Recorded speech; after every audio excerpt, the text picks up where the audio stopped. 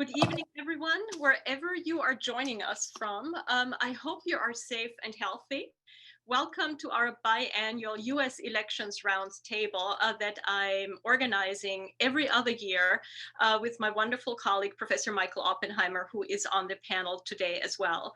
The theme for today's roundtable is the 2020 presidential election. What next? Though we do have a president-elect by about 306 electoral college votes, it feels the election is still not over. President Trump is refusing to concede. His campaign is still pursuing numerous lawsuits challenging the vote counts in several jurisdictions on procedural and other grounds. GAO Services Administrator Emily Murphy is refusing to sign off on the election results. But the fact remains that we will have a new administration come January 20th, 2021, one led by President Joe Biden and Vice President Kamala Harris. And the priorities, values, and policies of the new administration will be radically different from the current one, both domestically and internationally. So, what will the new administration likely look like? What can we expect in the first 100 days and beyond? These are all really exciting questions. I'm delighted to be joined by a fantastic panel of experts who will help us unpack the Biden administration's policy preferences and challenges over the next roughly hour and a half. Please allow me to introduce them. First, in alphabetical order, Professor Elika Dadsetan-Foley. Professor Foley is the CEO and Executive Director of Visions, Inc., a nonprofit training and consulting organization specializing in diversity and inclusion, and over the last decade has worked on 5 continents doing social justice, development, and humanitarian work. Prior to joining Visions, Professor Dadsetan-Foley was an associate professor at Cal State Dominguez Hills in California, where she taught public policy, mediation, intercultural communications, and conflict, and at the University of Duhok in Kurdistan, Iraq, where she was a visiting professor in peace and conflict studies. Prior to joining academia, Professor Dadsetan-Foley worked for several years as a social development specialist at the World Bank in Sierra Leone and Tajikistan, as a program director for World Vision in Lebanon, and as a director and international education consultant at Wordplay. Professor Dadsetan-Foley received her JD from Southwestern Law School. She also received, among many other academic degrees, an MA in Peace Studies from the University of San Diego and her BA from the University of California at San Diego. Our second panelist is Professor Sam Issacharoff. Professor Issacharoff is the Bonnie and Richard Rice Professor of Constitutional Law at New York University Law School. His wide-ranging research deals with issues in civil procedure, law, and economics, American and comparative constitutional law, and employment law. He is one of the pioneers of the law of the political process. His casebook, Law of Democracy, and dozens of articles have helped create this vibrant new area of constitutional law. Professor Issacharoff is a graduate of Yale Law School. Prior to joining NYU Law, he was the Harold Medina Professor in Procedural Jurisprudence at Columbia and at the University of Texas, where he held the Joseph Jamiel Centennial Chair in Law. Professor Issacharoff is also a Fellow of the American Academy of Arts and Sciences. And last, but definitely not least, my wonderful colleague, Professor Michael Oppenheimer. Michael Oppenheimer is a professor of international relations here at the CGA and leads the IR Futures concentration. He teaches courses on international relations and US foreign policy, and also oversees an ongoing research and consulting project for the UN Security Council's Counterterrorism Executive Directorate, which involves students directly in advising the UN system on counterterrorism policies and practices. He writes and speaks publicly on US foreign policy and on the future of international relations. He has had a varied career, beginning with several years with the US government, then in strategic consulting, advising government policymakers and private firms. Since 2005, he has been working and teaching here at the CGA. His specialty is the cognition and methods of thinking about the future and how perceptions of future change can be incorporated into the foreign policy process in order to improve foresight and agility. He has consulted for the US intelligence community, the Department of State, the Joint Chiefs of Staff, the UN, and many others. He is a life member of the Council on Foreign Relations and is actively involved and involves his students who adore him in the foreign policy IR community. Professor Oppenheimer's alma mater is the University of Virginia. Welcome all. I'm absolutely thrilled that you have agreed to join us for today's conversation. Here's now just for all of us a quick snapshot of the agenda. We're going to start out with the first round of questions, starting with Professor Issacharoff, followed by Professor Dadsetan-Foley, and concluding with Professor Oppenheimer. I have asked each panelist to speak about 5 minutes, a little bit more, that's okay, to allow for possibly a second round of questions. And then at around 7:30, we're planning on starting with our Q&A. And as our wonderful events coordinator, Michelle D'Amico, has sent you in the chat, please send us your questions through the chat function of our Zoom event. Now, without much further ado, I would like to start and pose my first question to Professor Issacharoff. Professor Issacharoff, you have written a lot and worked a lot on democracy, democratization, challenges to democracy in the United States. Faced with everything that we're experiencing right now in terms of challenges by President Trump, of vote counts, of vote certifications, do you feel that American democracy is genuinely in crisis? In what way? What should be the priorities of a Biden administration, for instance, regarding reforming election laws or procedures and administration to kind of rectify some of these, some of the harm that has been done? And how do you see, or what do you see as President Biden's understanding of the contours of presidential power going forward? Wow, that's a lot there in 5 minutes. Let me begin with what President Trump represents. And when Donald Trump was elected president 4 years ago, I was not happy. I'll put my particulars. I was one of the senior lawyers for President Obama's campaigns in 2008 and 2012. So I'm not a fan of the Trump style of politics. But I thought there was a limit to how much damage he could do, because the American institutional framework is actually quite solid. We have strong civil society. We have a long-established, although somewhat at present dysfunctional legislative branch. We have an independent judiciary. We have independent media. We have the universities as poles of intellectual authority. All the things that the countries that I write about in the post-'89 period struggled to create, those exist here. And I thought, perhaps foolishly, that there was a limited amount of damage that President Trump could do. The assault upon the institutions of American governance is something beyond anything I think I could have anticipated. The dismantling of even technical expertise. We see it every day with the COVID issues, but the disabling of governmental capacity and the ability to positively affect the lives of the citizenry is something that I had not expected. In my writings on democracy, in the book I'm working on right now, I've come to the view that democracy turns on two things subjectively. One is the idea of repeat play, that we are winners today, but we could be losers tomorrow. We could lose today, but we can be winners tomorrow. Therefore, we're in some kind of collective enterprise with our adversaries. They're not our enemies, they are our adversaries. That's a line that Michael Ignatieff very wisely coined. And the second is the acceptance of institutional constraints upon what the prevailing party could do. So I write that the key to democratic governance is that the majority must ultimately prevail, but not too much.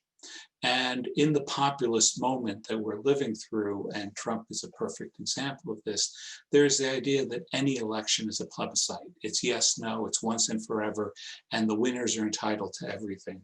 So Trump's attacks, both before the election itself and then after the election, have all been consistent with the idea that he has the true mandate of the people, and that everybody else is in the opposing camp, but is an enemy. And we saw this right early on with the lock her up chants, which is anathema to democratic governance. I'm originally from Argentina, where there's an unfortunate tradition of locking up one's political opponents and undermining democracy in that fashion. So it's not surprising, given that, the attack upon the entire electoral apparatus. And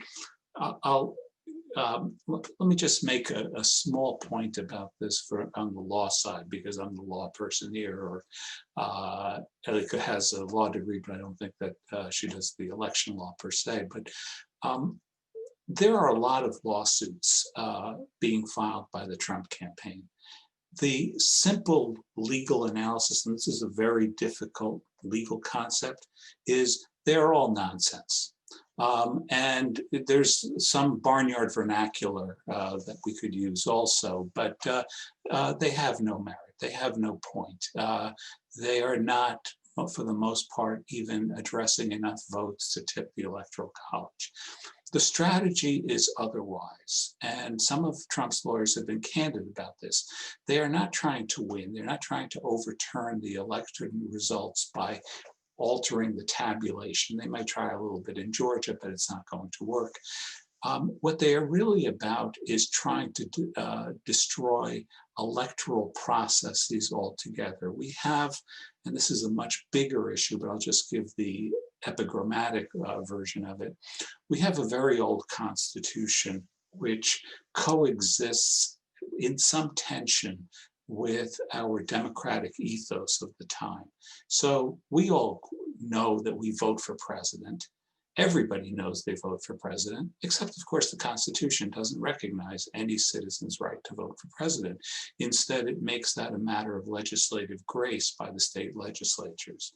And the Trump strategy has been to create enough dissensus, enough confusion, enough chaos that they can get friendly legislators to invoke what in the language of a federal statute is called a failed election moment, and take the voting for president away from the citizens, and in a state like Michigan with a Republican state legislature, give it to the legislature to handle instead. This has been lurking in the background. It has surfaced in cases only twice in American history, once in the late 19th century and once in the first part of the Bush v. Gore drama in Florida in 2000. And it's essentially the nuclear option. And nobody plays the nuclear option. The nuclear option is just take this away from the citizens altogether. The legislature, your state legislature, will tell you who you should have voted for, and that's good enough for you. And then your electors to the Electoral College will be picked for you. That, I believe, was the play from day one. And fortunately, the Electoral College margin, as you mentioned, Sylvia, was too broad to be able to put all the pressure on one state. We saw this play out just last night in Michigan, in Wayne County, where this strategy came to fruition, where effectively a board, a local electoral board, which is a low-level administrative unit of democracy, decided that it could not certify any votes out of the Detroit and Flint areas, effectively decided we're going to alter the election result by disenfranchising essentially all the Black citizens of that part of Wayne County. And this was, for a matter of hours, a point of national crisis until they felt too alone because they didn't have the political momentum behind them. And so they abandoned that, fortunately. But that has been the strategy. So I think the litigation is a distraction. What really is at issue here is, for the first time, a concerted effort to destroy the election system as such by not just a candidate, not just a marginal candidate, a candidate who gets over 70 million votes and is the sitting incumbent president of the United States. This is a serious, serious threat to democratic governance, and hopefully it's been repelled. But the issue, and I'll stop with this, the issue going forward is, can we reconstitute political parties in any fashion that restores an electoral balance to the country? If the Republican Party is subsumed under this kind of Trumpian anger and recrimination, it will become the American version of Peronism. It will become the American version of an ill-defined movement that becomes a pole of politics that can never, in Argentina, it was never shaken. And the challenge going forward for President Biden and for the entire polity will be whether we can supersede this. Thank you so much, Sam, for this very, very sobering assessment of where we are right now in both in kind of in our democratic culture as well as in terms of the democratic process. And if I may, I would love for you, for the second round of questions, maybe you could elaborate a little bit on the question that you kind of just posed, and that is, what can be done to reconstitute, parties in any fashion to countenance this trend, and what can President Biden and Vice President Harris do, both institutionally as well as normatively, discursively, and in any other manner to rectify the trajectory that we're potentially on right now. So thank you so much for this, Sam. I would now like to turn to you, Elika. One of the biggest features of the last 3/4 of a year roughly was the very, very, very stark spotlight that the COVID pandemic has shown on the social, racial, and economic inequalities in this country, and the absolutely catastrophic impact the pandemic, the social, as well as the government responses, especially in this country, have had on communities of color. And the new conversations, the new awareness about the enormous racial inequalities and racial injustices and structural racism that too many in our country are living under, that the Black Lives Matter movement has shown on that. Elika, this is a stark task for an incoming administration. What do you think should be or can be the priorities of the Biden-Harris administration to reduce, this staggering inequality and injustice? Thank you, Sylvia. And it's just such a delight to be in community with all of you. So my name is Elika, she, hers, and I am coming to you from the original lands of the Wampanoag in Massachusetts. So as I was actually thinking about this evening, I had a memory of, I went into law when I found out, my background's Persian, and I found out at some point when I was really little that my last name, Dadsetan, meant prosecutor. So I went into law for that very reason. And I grew up in a family where if you did something wrong, you got punished. So I never really thought anything of prosecuting, meaning anything besides you get what you deserve, very innocently, very naively. And I had the memory of my first job out of law school was actually in the San Francisco District Attorney's Office when Kamala had just started. I'm sorry, Madam VP-elect had just started. And I was in narcotics. It was a time of 3 strikes, you're out. I quickly left law and never turned back. And in a very roundabout way, have found myself doing the work that my organization does now. So I am the executive director, CEO of a nonprofit organization called Visions. And I want to share a little bit about who we are and what we do to kind of give you context of what I want to share with you.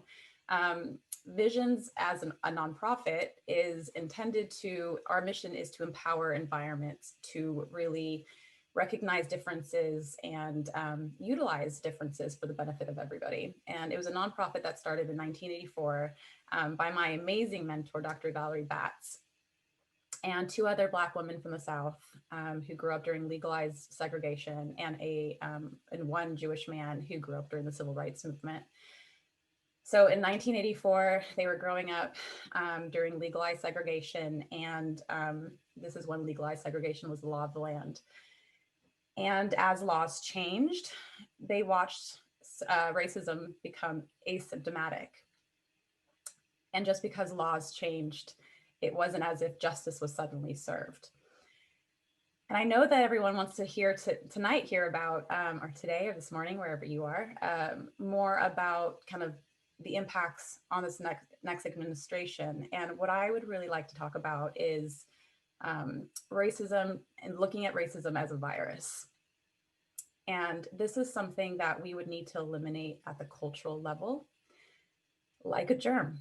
And all of us have caught it without even knowing it. And I think that's something important to keep in mind, is all of us have caught it.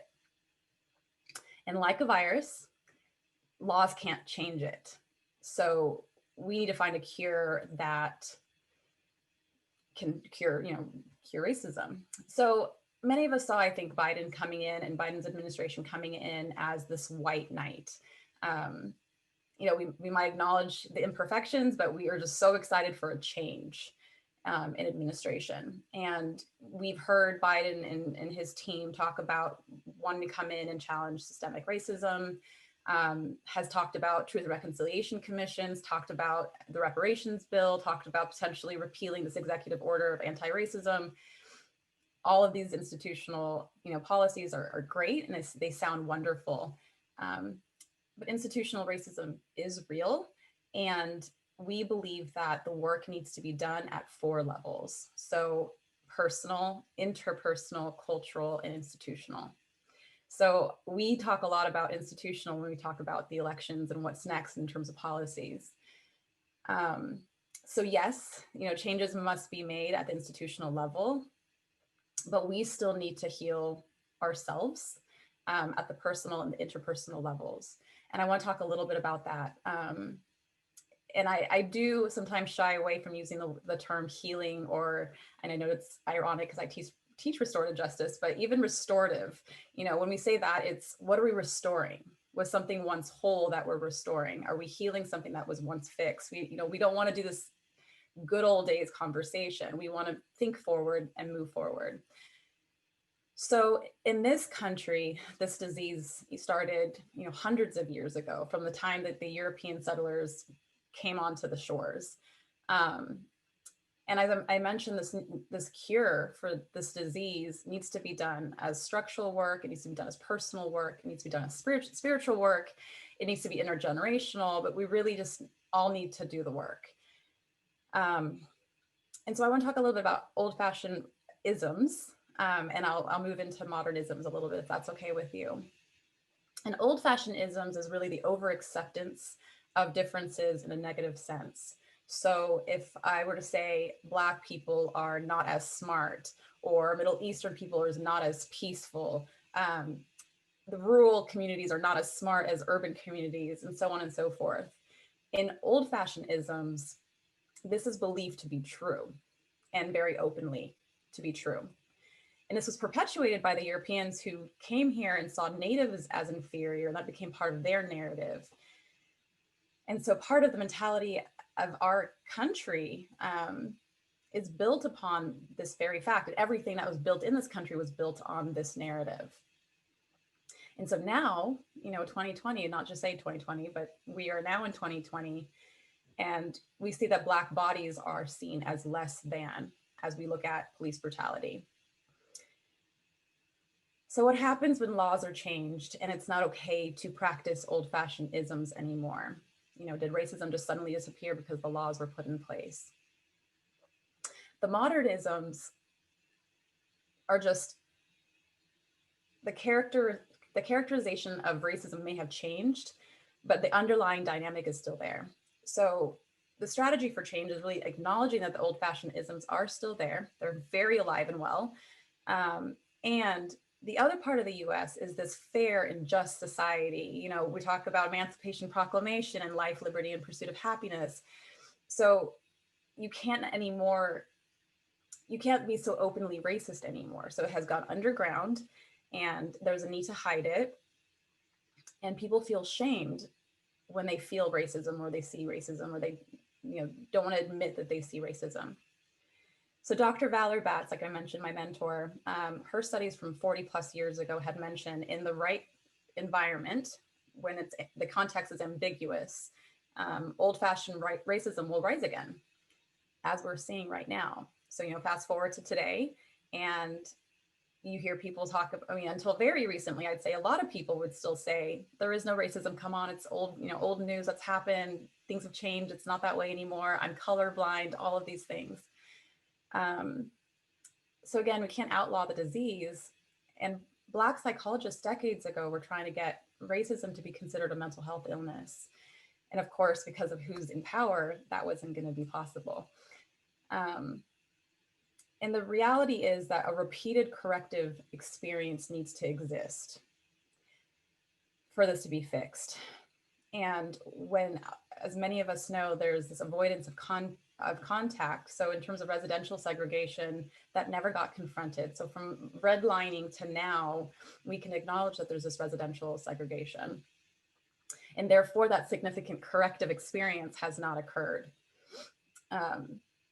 And until we have every institution really have equitable power, and we, at every level and every social interaction has some sort of experience of equity, nothing's going to be fixed, nothing's going to be cured. So as I think about current political context, and I think about, you know, as we move into this next administration, old-fashioned racism needs its limits. And currently we're lacking limits.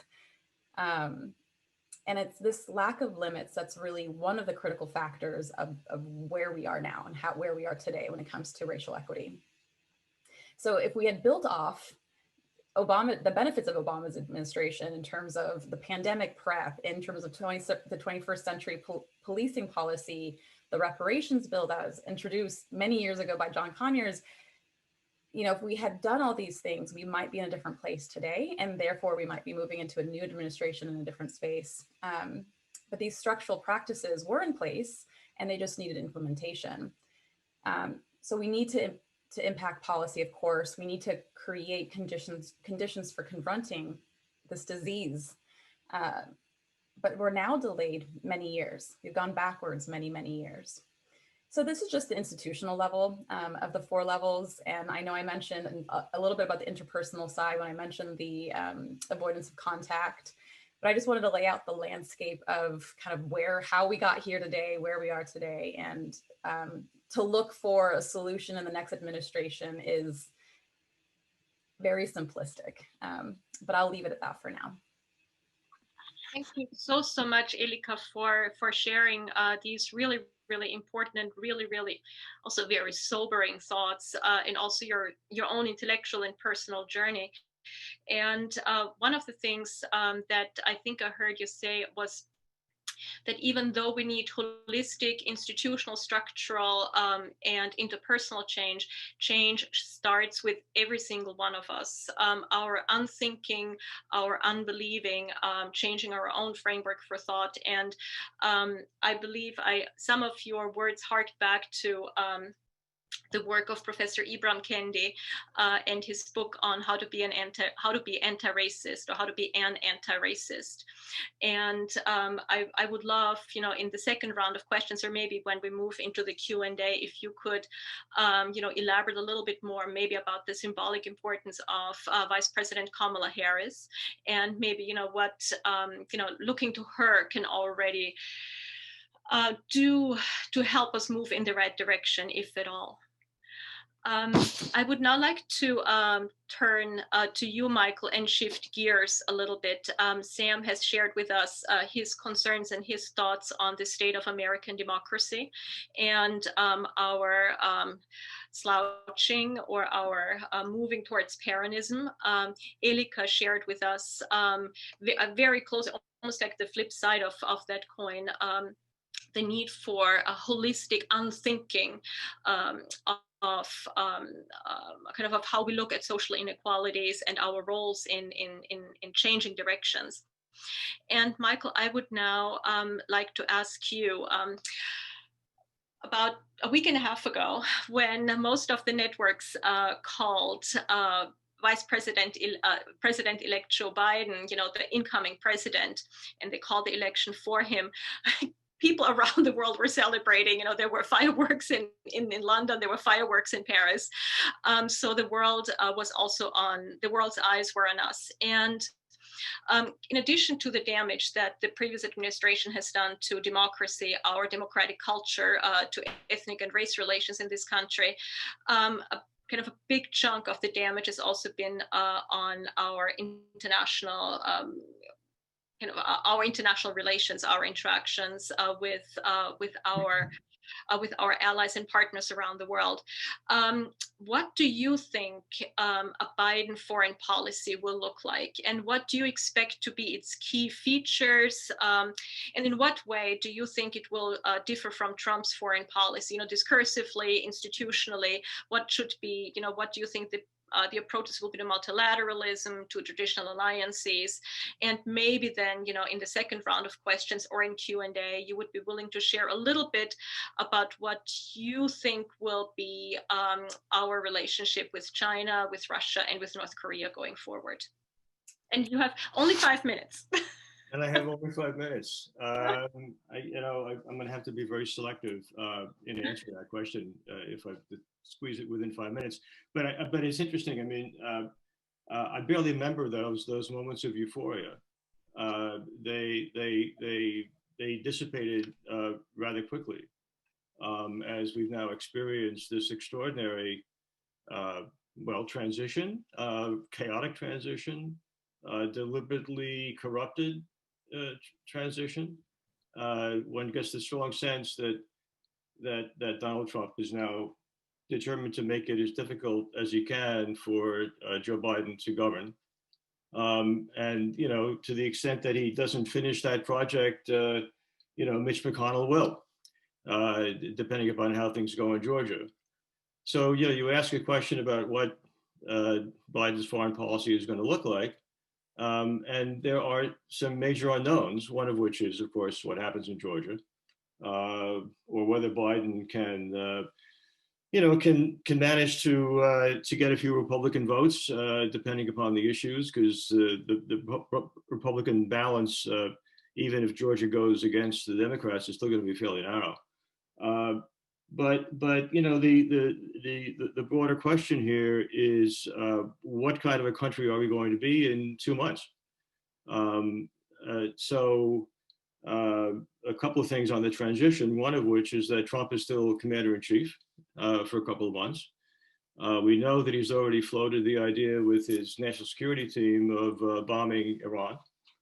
Apparently he was dissuaded from that, but I'm sure the idea will come up again. Meanwhile, he's purged his national security team, including the Secretary of Defense, who is not my favorite Secretary of Defense, but was a source of constraint or restraint on Trump.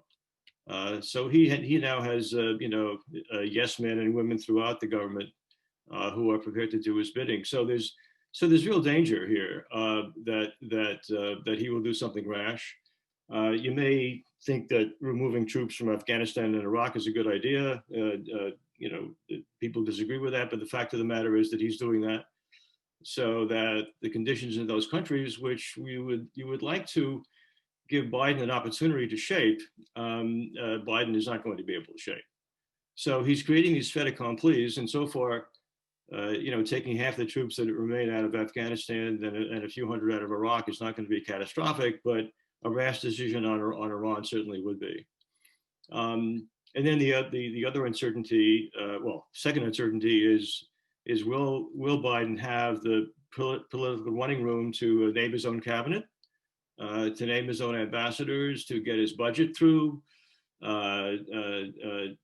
to actually negotiate treaties as opposed to governing in foreign policy through executive order. And if he tries using executive orders, for example, on climate, will those executive orders end up in the courts and ultimately in the Supreme Court. So that's the second question. And of course, the third question is that all this domestic turmoil, occurs in a global environment which is not benign. And so this is the other aspect of the transition, which is so troubling, is that Biden is still not getting, the presidential daily intelligence brief. So he's resorted to, unfortunately, this is a good part of the turnover in the Trump administration, is that he's able to interview any one of a number of ex-officials who have recently been in the administration but have left, and presumably still have information which is relevant to current circumstances. But he's not getting the PTB, and that's a tradition that Trump has broken. He still doesn't have funding to actually start the formal transition, doesn't have office space, et cetera. So he's still he's flying blind, and he's likely to fly blind right up until he takes office on the 20th. And just to sort of emphasize the potential consequences of this, we have been recently reminded of the 9/11 Commission report finding that the troubled and delayed and complicated transition in the year 2000 was at least in part responsible for or at least a part cause of the intelligence failure around 9/11. Not the only cause, but certainly one of them. So it's a fast-moving world, and it's a dangerous world, and there are lots of kind of things that could go badly that Biden will have to be playing catch-up in order to address. So that's very troubling. So amid all this internal chaos and a bad transition and a possibly sort of politically adverse domestic environment, you have the question: well, what's Biden's strategy? So I'm happy to talk about what his orientation is. I mean, what he would like to do, but policy may not be a function of strategy. It may be a function of extemporaneous reactions to limited, internal influence and a lot of surprises out there that he's going to have to be reacting to. I mean, the overall orientation is sort of a liberal pragmatism. We know he's a liberal.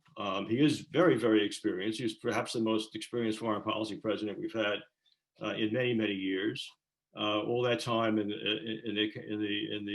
the Senate Foreign Relations Committee, 8 years as vice president, deeply involved in policy discussions and decisions on Iraq and Afghanistan and Syria, and negotiations directly with the Russians and the Chinese. He's got personal relationships with many heads of state.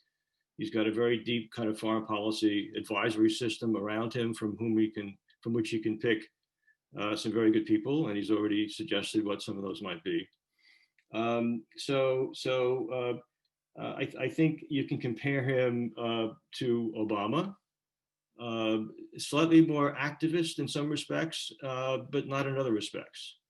I mean, he's certainly an advocate for democracy and will emphasize democracy promotion, although I think sort of more consolidation than democratic enlargement, given the trends in global democracy, which are adverse.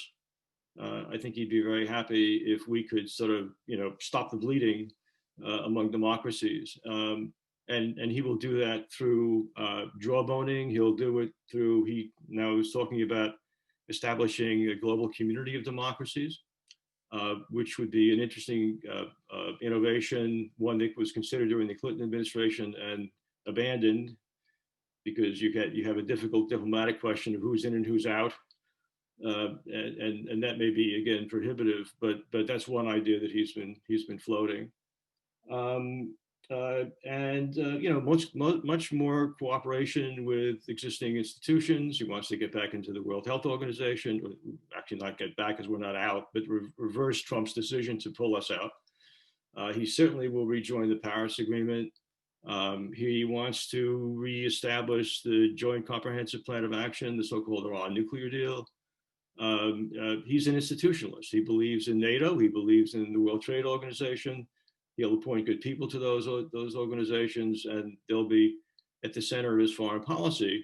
And he'll use those relationships with institutions both to deal with global issues like climate and pandemics and so forth, but also to do what he really wants to focus on, I think, in foreign policy, which is China.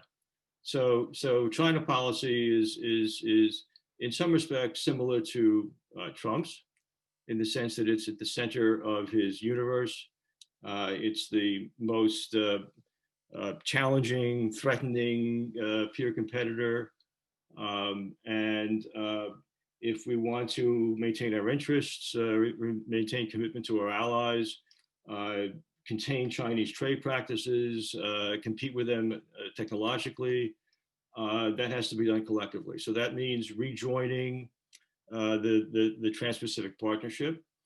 We've lost several years, by the way, because Trump withdrew us from that organization on day one of his administration. And as a result, the partnership has an agenda now which doesn't reflect American interests to the extent that it did when we were a part of it, specifically on the question of Chinese subsidy practices and state-owned enterprises and so forth. So getting back in doesn't mean that it's going to reflect American interests to the extent that it did. But he'll certainly do that. So it's great power focused. Within great powers, it's mostly focused on China. It's collective in its approaches to those kinds of issues. Very, very committed on climate, and very committed to strengthening democracies around the world. Again, to me, the big issues are going to be whether he has enough political stature, political credibility to deliver on those objectives, and what happens in the meantime. Because even with the most powerful of presidents, surprises happen, and it's very easy for administrations to be kind of knocked off kilter by those surprises. So you can sort of pick your list of things that could go badly. You can begin with COVID itself. And are we able to create a quick and equitable global distribution system for the vaccines? Or are we going to end up, at each other's throats about, sort of who gets to sell, what the intellectual property issues are around various vaccines, because they'll be competing, who gets it first, what countries, what interests, and so forth are satisfied in this process.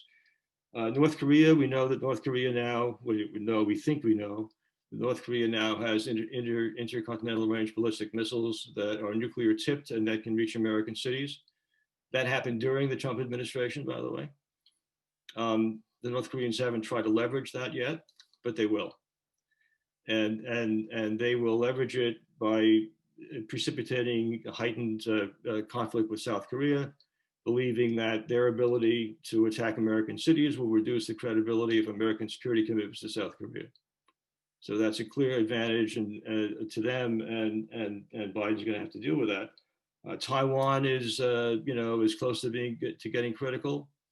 We'll see what the Chinese do with Taiwan, but that's a crisis in the making. That's going to be at some point a preoccupation, I think, of the Biden administration. You've got an arms control treaty with the Russians, which is about to go away.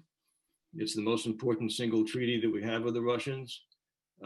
He's got to reach out quickly and try to at least extend it for another few years. Not sure that the Russians want to do that. We'll see. He's got the Iran issue, right? So we now know that Iran has been stockpiling nuclear materials and highly enriched, well, not highly enriched, but enriched uranium. It's getting to a point now where either we have to reach out to the Iranians and try to sort of get back into that deal, or do something more drastic. I think Biden wants to reach out to the Iranians, but that's going to make the Saudis and the Israelis very unhappy. And then what do the Israelis do vis-a-vis Iran? And we're sort of back to where we were 5 years ago, worrying that the Israelis are going to go attack the Iranians to take out the nuclear facilities. And what do we do in those circumstances? Yeah. Thank you so much, Michael. That was a really tour de force through international relations. So much appreciated. And what I heard you say among, kind of to distill kind of a key points, it sounds to me that you believe that Biden, or you view Biden as a liberal institutionalist who will be seeking to re-strengthen the global liberal order, principles of collective security, and to work much more through allies. You already answered some of the questions actually that came to us through the chat in terms of US-China relations. So if it's okay with you, I would now do one more very quick lightning round of questions and actually ask Sam a question that came up indirectly in Michael's remarks. Michael, you spoke about the domestic constraints that President Biden will likely face in trying to execute his foreign policy vision, such as it is. And Sam, you shared with us a little while ago your thoughts on kind of the institutional, the weakening of the principle of separation of powers, for instance, during the Trump administration. I wonder, would you be willing to share with us your thoughts, whether you think President Biden should or would actually build on the Obama and also of course, the Trump administration's use of executive orders, for instance, to push through policies, plural, as well as rules. And what are your views of the unitary executive? And do you think Biden will be able to kind of make use of the greater acceptance of that? Sam, you're on mute, sorry. I'm usually pretty good at that, unmuting. I think Michael raised an important point about the role of executive orders. If you look at, and you started the program by talking about the first 100 days, ever since Roosevelt, we talk about the first 100 days, and the first 100 days of Roosevelt were measured in terms of a tremendous outpouring of legislation. Nearly 100 pieces of new statutory frameworks of all kinds got through. By the time you get to Trump, the number of pieces of real legislation of the first 100 days is almost zero.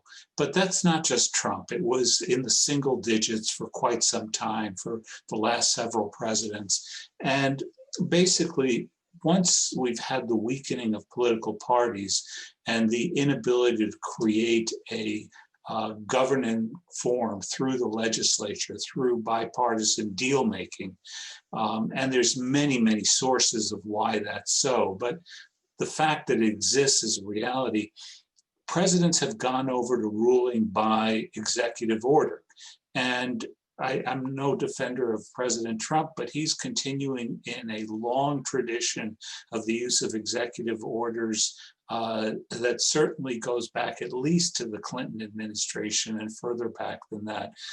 And so the form of governance that Biden will take will be largely through executive orders, through unwinding many of the irresponsible Trump executive orders. But then the questions like the ones that Elika raised about the kinds of social reforms that you want, or the structural reforms of the political process, that requires legislation.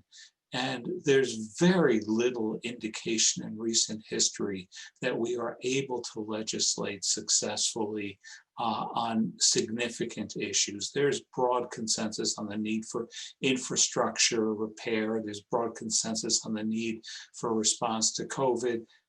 There's broad consensus even on the need for immigration reform, and there is the inability of party leaders to deliver votes. Everybody's a holdout, and in that situation, the threat of being primaried means you can't get it done. So yes, there is a great deal of activity that's going to take place through executive orders initially. But if you think back to the last administrations, what's the signature issue that they did? And when you look at the Trump administration, the only significant piece of legislation, there was some criminal justice reform, but the only significant piece of legislation was a tax bill. And that was done through various parliamentary maneuvers of reconciliation and so forth. When you look at the Obama administration, the major initiative was, of course, Obamacare, and that was done through a reconciliation process that avoided the normal workings of the legislative process. This is, so the short answer to your question, the lightning answer is that before 2016, I was writing about the critical dysfunctionality of our political process and the risk that was posed by executive unilateralism.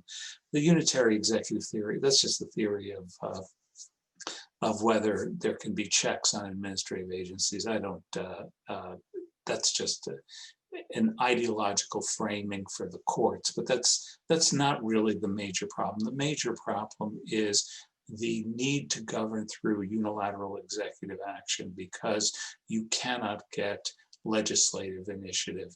You know, when I was a kid, and there were the kinds of issues that Michael raised about Kurdistan or about Iran or so forth, who would you look to on the Sunday talk shows? It would be the heads of the Senate Foreign Relations Committee. That was the reservoir of knowledge and policy initiative in the United States. Today, nobody can name who is on the Senate Foreign Relations Committee unless they happen to be one of the 100 senators who thinks he or she is running for president. So we've lost a great deal there, and I think that Michael puts his finger on it. Thank you so much, Sam, for this tour de force. So there may yet be a positive role for executive orders. They can be used for positive reasons and maybe not just for nefarious ones, as we have seen. But that's, I'm getting off my editorial soapbox now. Michael, before I wanted to give Elika a chance now to speak a little bit more about the very, very powerful symbolism of Vice President-elect Kamala Harris. And also maybe she could share a little bit what her hopes would be, meaning yours, Elika, on the first 100 days. So one of the things we talk about with Envisions is just both and thinking. So in terms of, it invites us to think or realize that more than one thing can be true at any given time. Madam Vice President-elect is groundbreaking. There's no doubt about it on so many levels. And I think there are so many people who see themselves in her, whether it's young girls or Asians, Indians, Black Americans. There's a piece of a lot of individuals in this country who see themselves in her. And I think that's beautiful and wonderful and very necessary.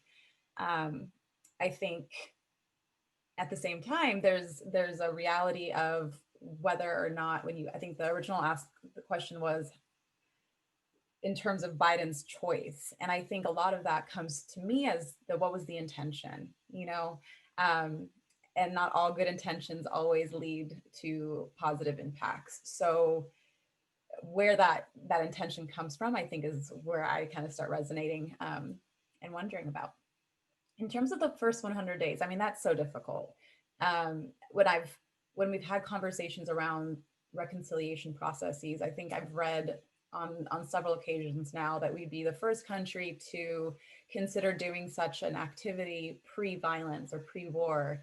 And I wonder to myself how many people from certain historically excluded groups would think that we are doing this pre-conflict or pre-violence. And so, yes, I would love to see a conversation around conciliation. I would love to see a conversation around, like we've been talking about executive orders, I would love to see that anti-racist one be, reversed.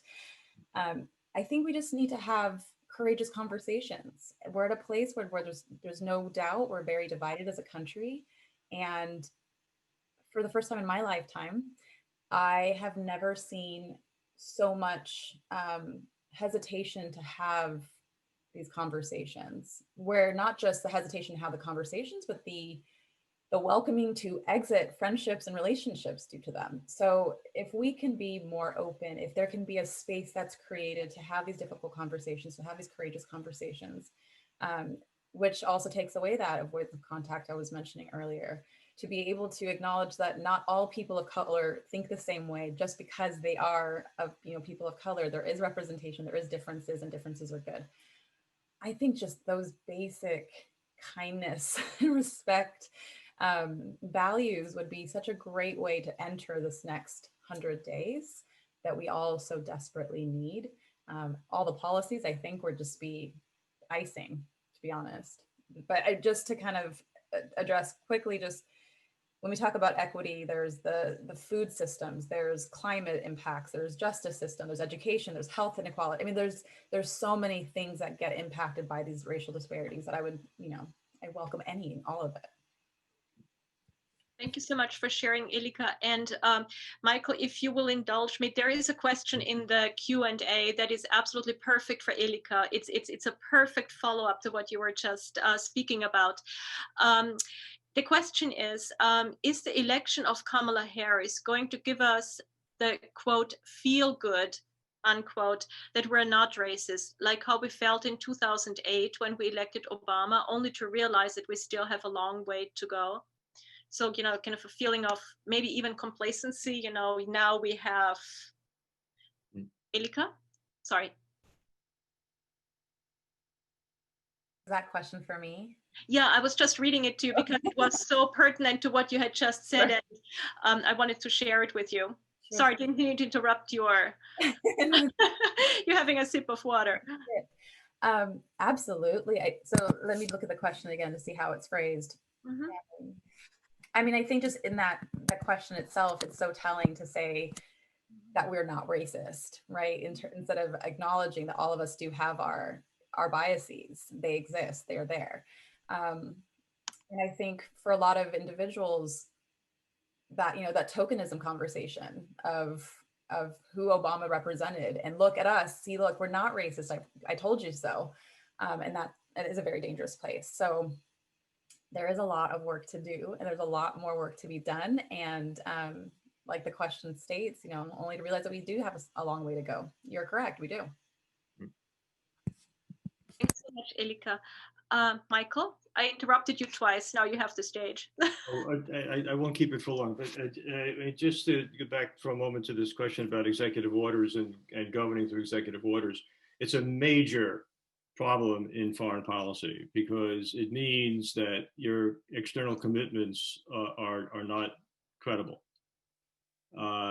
You can commit to a certain executive agreement on climate, for example, but the next president can reverse those. You can agree to secure the safety of a foreign ally who's living in a dangerous neighborhood and doesn't have enough power to defend themselves. But those countries in those situations need to think long-term, and we can't be the long-term guarantor if our foreign policy, kind of gyrates wildly between administrations. So in a deeply polarized, dysfunctional political climate, you may have all the hard power that your heart's desires. And you won't be able to leverage it because your commitments aren't believable. So you will sacrifice the opportunity to shape the world, and that's very much what's at stake here. I mean, that's why domestic policy is foreign policy. And if the administration, the new administration, with all the best intentions and all the most skillful people in the world and all the best strategies, can't manage to summon the political capital to get things done, we won't see ourselves that way, but others will, and they'll understand that we're not a very good bet in terms, and that goes for both allies and adversaries, because your red lines don't matter to your adversaries either if they're subject to these kind of rapid changes between the administrations. That's the point I wanted to make. Thanks so much, Michael. There is a question for you actually coming from the audience. And the question is, do you think a Biden administration would have the liberal tenacity as other Democratic presidents before him, who was eager to promote liberal American values to other countries? Yeah, I mean, I think that he will try. I mean, he's clearly motivated by liberal values. I mean, he is a real liberal, and he's learned enough in his long career to understand what the limitations are, that you can't impose this on other countries. So he will do it through soft power. He'll do it through collaborating with other democracies, through committing to institutions. He'll try to promote an open global economy. He'll do his best to fix our own problems so that American democracy is once again a beacon for the world. So all those things will be on his agenda.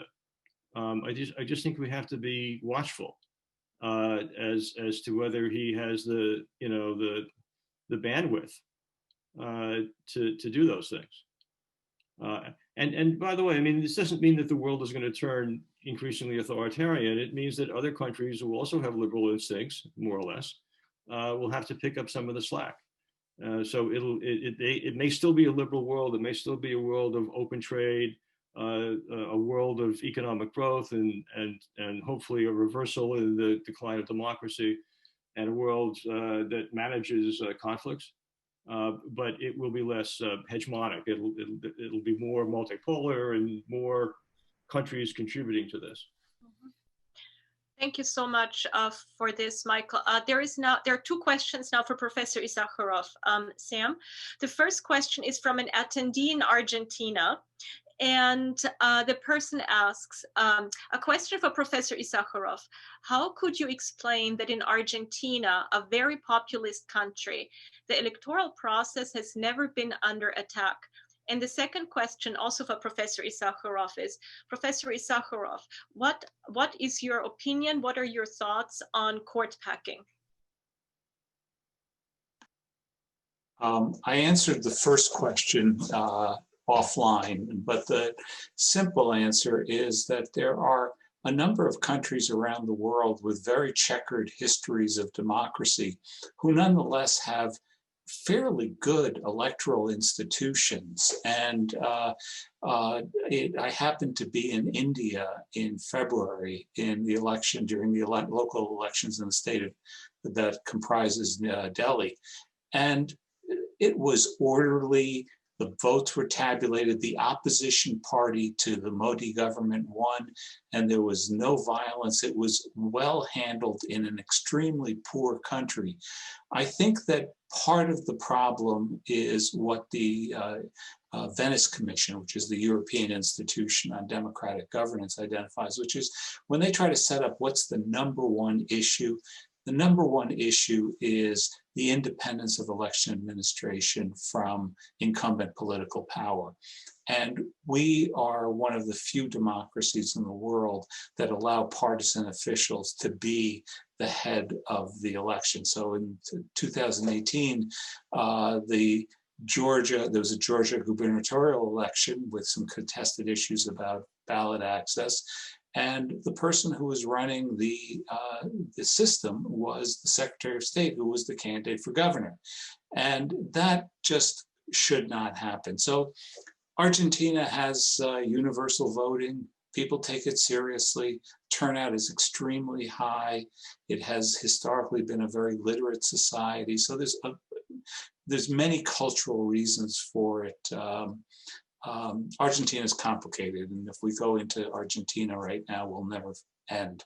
On the question of court packing, I think that's a complicated issue, but I'd like to subsume it into the question of restoring institutions. And the main effect of the Trump administration has been to attack every institution of American governance.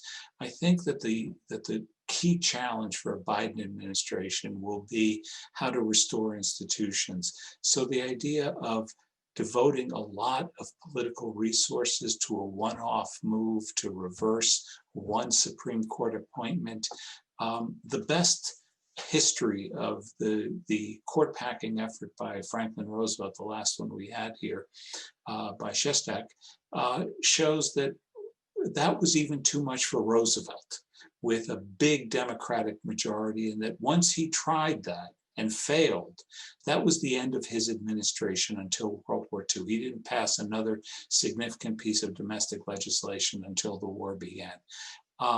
With a 50-50 Senate at best, the idea of embarking on a crusade for court packing would be the worst thing I think that the Biden administration could do right now.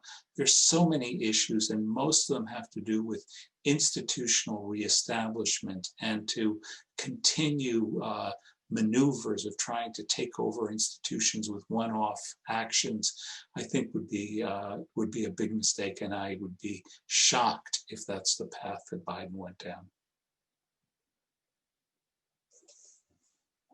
I now have to unmute myself. Thank you so much for this answer, Sam. I personally, if I may say so, I completely agree with you. I do not think, court packing would be, on a basis of principle as well as practicality, a good idea. There are a couple of questions that have just come in, and they very interestingly revolve around populism. We have one question that really goes, could go to any three of us, any three of you, I should say. Is it safe for us to assume that populism has lost its momentum after Trump's defeat and a disastrous Brexit? What are your predictions what are your predictions of the future of this movement? And Michael, you and I talked about this at length, I remember. And Elika, maybe not to put you on the spot, but maybe you have some thoughts on, how we can lower the temperature, in conversations, when, the emotions flare up. Michael? Do you want me to start? Well, I mean, if populism had happened for a reason. And the reasons are compelling. I mean, we have not really governed globalization very well. We've allowed massive inequalities in income. If you just look at America, but America is sort of exemplary of what's happening to a lesser extent in Europe, the hollowing out of the middle class, the decline in intergenerational mobility, in some parts of the country, the decline in life expectancy, which is an extraordinary thing. And, this kind of immiseration makes people angry. And you don't get rid of the anger unless you deal with the issues. And, will the Biden administration be able to do that? Again, it's a question of, does he have the bandwidth? I mean, can he pass more progressive tax legislation? Well, not through the Congress as we see it emerging. It would be a great thing if he could. You can do it through trade by trying to sort of get a grip on low-cost imports that are taking jobs away from Americans. I think that's one of the Trump initiatives that I think Biden might want to keep, but with better diplomacy and more strategy and more collective efforts and less unilateral. But you gotta have solutions to those things. Otherwise, you're going to be dealing with populism for a very long time. Let's remember the number of votes Trump got. He'll stay in the limelight as long as he can. He may be a candidate again in another 4 years. So no, we haven't come close to dealing with this problem. Thank you, Michael. Elika? I really appreciate this, the question, and then how you framed it in different ways as well. I think you've probably heard me say it so many times today, but just making contact is such a simple, just mutual contact and exchanging of information. I think it needs to be achieved for different sides to see each other. I think the acknowledgement, so again, recognizing and understanding cultural differences, whatever that culture looks like. But it's really just that in terms of making contact, building connections, building empathy, seeing each other for your differences. And we really don't do that anymore. That avoidance of contact is real. I mean, just thinking about where your kids may go to school, what your neighborhoods look like, who your colleagues are. I mean, maybe in New York, it's very different and it's a unique space. But in terms of most of this is a lot of US centric conversation, but it is what it is. It's different. So I'll leave it at that for now. I love your message of building bridges and, building, person-to-person connections. It's not possible with everybody, nor desirable probably, but, it's certainly a step in the right direction, as many would agree. Not everybody, but many would agree. So thank you for sharing that, Elika. We have a couple more questions, and we have about 5 more minutes.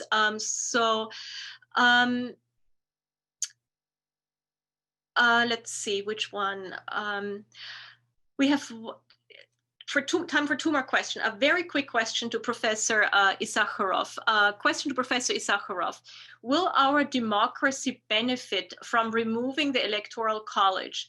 Or how about having compulsory, air quotes, to reflect the quotes by the person who's asking, compulsory voting where every citizen is obligated to vote? Maybe Sam, if you would be willing to tackle the second part of the question about compulsory voting, if you would be willing. Sure. There's a number of countries around the world which have compulsory voting, and most of the political science on that is based on the experience in Australia, because Australia has the good sense to speak English, and so it's very accessible to American researchers. And there's some sense that there's a slight pull to the left from compulsory voting, that you get less elite conceptions of democracy. You also have compulsory voting in Argentina and in Peru, and I would suggest that there's not the evidence that it pulls in the same direction there. The problem with compulsory voting is that you have a lot of people who don't invest in knowledge, and therefore don't vote because they are disengaged. The benefit of it is that maybe they will be more engaged if they do have to vote. The evidence is that even in countries with compulsory voting, the voting participation levels are declining, or that young people show up and vote in blank, and that's a big issue in Australia right now. But it has a symbolic commitment to the universality of the democratic experience. In practice, I'm not sure it makes that much difference. Thank you very much for sharing that insight, Sam. I have to say I'm Austrian. I still hold an Austrian passport, and Austria is one of those countries that has mandatory voting for the president. And I have voted via mail at the embassy, or at the through the embassy, or through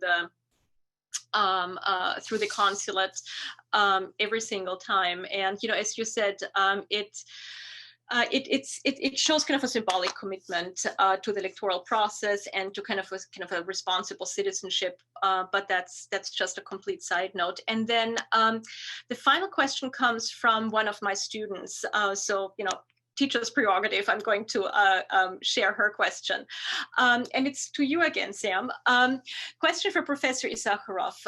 You talked about holes in the election process that would have allowed the Trump administration to erode the electoral system as we have known it for so long.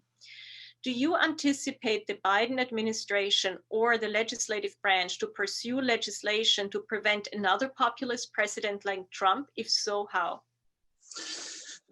Well, there's no legislation that can preordain the substantive outcome of elections. That's, I tell my students that the greatest experiment in democracy was the former Soviet Union, because everyone voted, everyone had to vote, and everyone got to vote for the winner.